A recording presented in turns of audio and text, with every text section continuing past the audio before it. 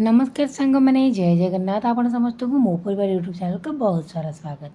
आज मु तैयारी करची डोसा इडली बरा रे खाइबा पई साउथ स्पेशल सांबर। तो चलतु ए सांबर बनेबा स्टार्ट करबा।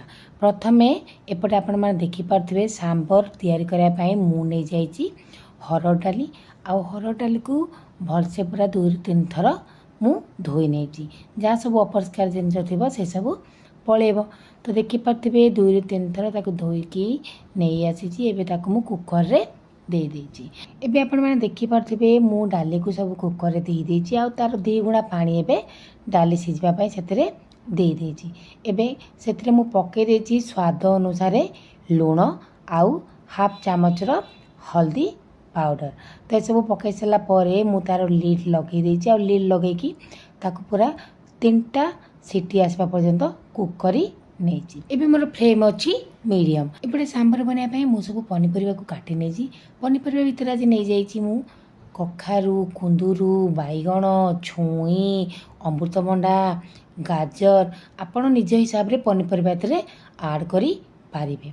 तो देखिपारे ये सब पनीपरिया को नहीं जाइए साइड करके रखी जेहेतु आम सांबर प्रिपेयर करवा से तेंतुल तो निहाती आवश्यक। मु अल्प टिके तेंतुल नहीं ताकू टिके नखउसुम पानी भिजेकी छाड़ देची। ता भितरे एपटे आपण मानक देखौची हमर जो डाली टी मु सिझेइथिली से पूरा भलसे सिझी जाइची। एबे ताकू मु गोटे डंका साहाय्य भलसे एमती मिसई नउची जेमिति डाली टी हमर टिके आउ टिके पेस्ट भलिया हो जिवो। कारण सांबर रे हमर डाली बिल्कुल गोटा गोटा रहिबनी। तो पूरा डाली को जेमिति आपण पालिश कर देबा एमति देखंतु मु ताकू भलसे एमति मिसई नेची डंका साहाय्य आ ताकू पूरा एमति पॉलिश पूरा करी देची। एबे सेतिरे मु दे देची आउ गोटे ग्लास रो पानी। जेहेतु आम डालीटी पूरा सुखिला हो जाइए या भितर एबे आमे सब पनीपरिया को सिझेबा से पनीपरिया सिझाई जी पानी दरकार मुझे पानी दे देची। एबे आपण देखिपारे मु पनीपरिया को सब नहीं आसी। एबे डाली को मत भलसे मु मिसई नहीं सब पनीपरिया को मु ता भितर दे देची। आपण माने निज हिसाब रे पनीपरिया नहीं पारिबे। आपण जो पनीपरिया खाउ नथिबे ताको स्किप मध्य करि पारिबे। सब पनीपरिया के मु कुकर दे देची। तापर पके देची गोटे चामच काश्मीरी चिली पाउडर भल कलर आसीबा पाई। तो देखिपारे तापर मु नहीं जाइची सांबर मसाला। जेहेतु आम आज सांबर प्रिपेयर करबा तो निहाती भाव सांबर मसला तो पकेबा आवश्यक। तो ये मु 2 चामच पाखापाखि नहीं जाइची सांबर मसाला। सांबर मसला दे सारे मुझे भलसे देखो पूरा मिसई नहीं आउ भलसे मिसई सारा पर एबे तार लीड लगे देकी ताकू बास मीडियम फ्लेम रे गोटे सीटी आसवा पर्यंत कुक कर नहीं। कहीं आमर को बास पनीपरिया ही सिझेबार दरकार अच्छी। तो देखिपारे एबे गोटे सीटी आसिया पर आमर पनीपरिया एकदम बढ़िया भाव सिझी जाइए।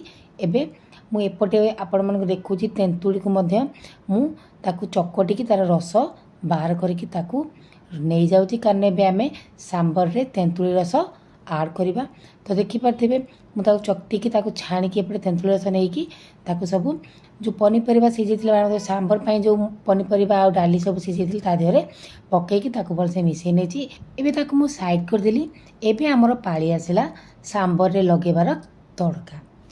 तो सांबर पाई तड़का लगाई मु गोटे कड़ाई को गरम कर नहीं से पकई देती 2 चामच तेल। तेल पकई सारा पर तापर से गोटे चामच सोरिष सोरिष जेहतु फुटी जाता से 4टी कंचा लंका काटिक रखी पकईदेली।